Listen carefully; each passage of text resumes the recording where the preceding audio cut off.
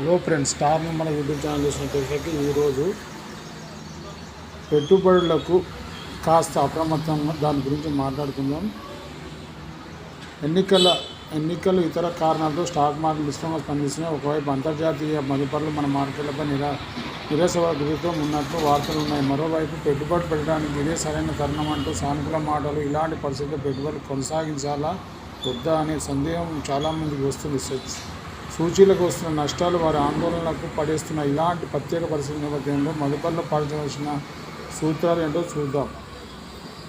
కొంతకాలంగా stock market గణనీయంగా పెరిగాయి. జీవనకాలం గురించి గరిష్టాలకు వెనక్కి వచ్చారు. 2-3 నెలల క్రితం మదుపర్లు చేస్తున్న వారి ఈక్విటీ పోర్ట్ఫోలియో విలువ దాదాపు 25-30% వరకు పెరిగిన సందర్భాలు కనిపిస్తున్నాయి. ఇప్పుడు మార్కెట్లో కొంత అనిశ్చితి నెలకొంది. దీన్ని దృష్టిలో పెట్టుకుని పెట్టుబడులు సర్దుబాటు చేసుకునేందుకు ఇది సరైన సమయం అనే నిపుణులు చెబుతున్నారు. మంచి పనితీరు కంపెనీ పనులను ఎంచుకునేందుకు ఇప్పుడు మంచి అవకాశం పేర్కొంటుంది. అయితే అనిశ్చితి మార్కెట్ కొంత గందరగోళంగా ఉందన్న మాట వాస్తవం. కానీ పెట్టుబడులు ఉపసరించుకునేందుకు ఇది ఒక్కటే కారణం కాకుండా పెట్టుబడులు పెట్టాలని నిర్ణయించుకునేప్పుడే 30-20% దిద్దుబాటు ఖచ్చితంగా ఉంటుంది అని తెలుసుకోవాలి. బలమైన కారణం ఉంటేనే పెట్టుబడులు వెనక్కి తీసుకోవాలి. ఇకపోతే ఎంపికలో జాగ్రత్త. కరోనా తర్వాత మార్కెట్ ఇస్తున్న లాభాలు చూసి చాలామంది ఈక్విటీ మ్యూచువల్ ఫండ్లు నేరుగా షేర్లను మదుపు చేసేందుకు ఆసక్తి చూపిస్తున్నారు. పెట్టుబడులు ఎంచుకునేటప్పుడు కాస్త వైవిధ్యం పాటించవలసిన అవసరం ఉంది. ఒకే పథకంగా మొత్తం మదుపు చేయడం మంచిది కాదు. మీ పెట్టుబడిలో కొంత నష్టభయం ఉన్న వాటిని మిగిలిన మొత్తాన్ని సురక్షిత పథకాలు కేటాయించడం అప్పుడే అంచితం. మీ పెట్టుబడులను ఇబ్బంది ఉండదు. పోర్ట్ఫోలియో సిద్ధం చేసుకునేటప్పుడు లార్జ్ మిడ్ స్మాల్ క్యాప్ షేర్లను పన్నులను ఉండడం చూసుకోవడం మంచిది. ఇకపోతే మార్పునకు సరైన సమయం. మీ ప్రస్తుత పెట్టుబడులను ఒకసారి సమీక్షించుకోండి.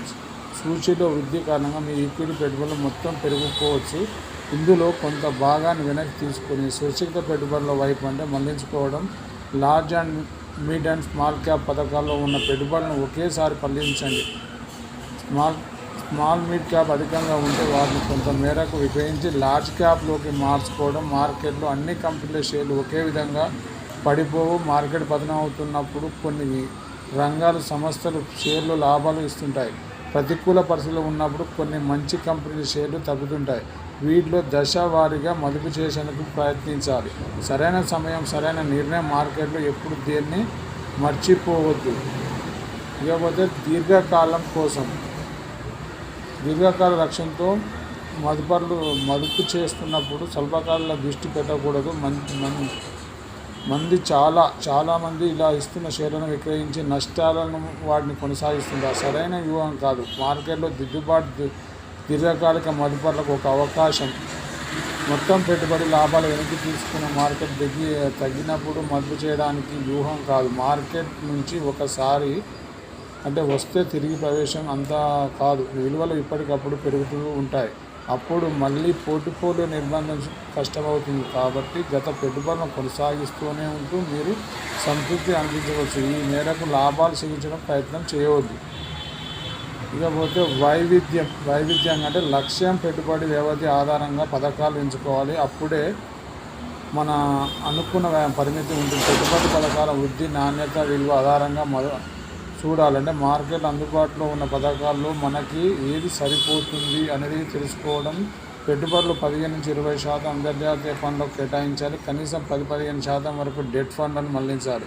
10% వరకు బంగారులో మదుపు చేయాలి. ఈక్విటీ మార్కెట్లో దిద్దుబాటు వచ్చినప్పుడు ఈ పెట్టుబడులను కొంత ఈటీఎఫ్ ఫండ్లను, ఇండెక్స్ ఫండ్లను ద్వారా ప్రాఫిట్ పెట్టుబడులను కూడా పెట్టించే అవకాశం ప్రయత్నించాలి. మార్కెట్ నిరంతరంలో ఎన్నో వార్తలు ప్రకటన చేస్తుంటాయి. కొన్నిటిని బంగారం మరికొద్ది ప్రతికూలంగానూ మార్కెట్ స్పందిస్తుంది. పెట్టుబడిదారులు ఎప్పుడు మార్కెట్ పరిస్థితులను అర్థం చేసుకుంటూ అడుగులు వేయాలని, పెట్టుబడి మార్గాలు అర్థం చేసుకోవాలని, వాటిని ఎంపిక చేసుకునే క్రమశిక్షణ చాలా ముఖ్యం.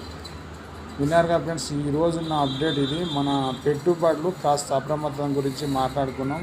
ఎవరైనా ఈ వీడియోని 1-2 సార్లు చూసి స్టార్టింగ్ నుంచి ఎండ్ వరకు విని మనం చెప్పిన విషయాలను పాటించగలిగితే స్టాక్ మార్కెట్లో ఇన్వెస్ట్మెంట్ పెట్టవచ్చు అని చెప్పడానికి ఇది. మన star number YouTube channel subscribe చేయండి, లైక్ చేయండి, షేర్ చేయండి. మంచి వీడియోతో మళ్ళీ కలుద్దాం. జై హింద్.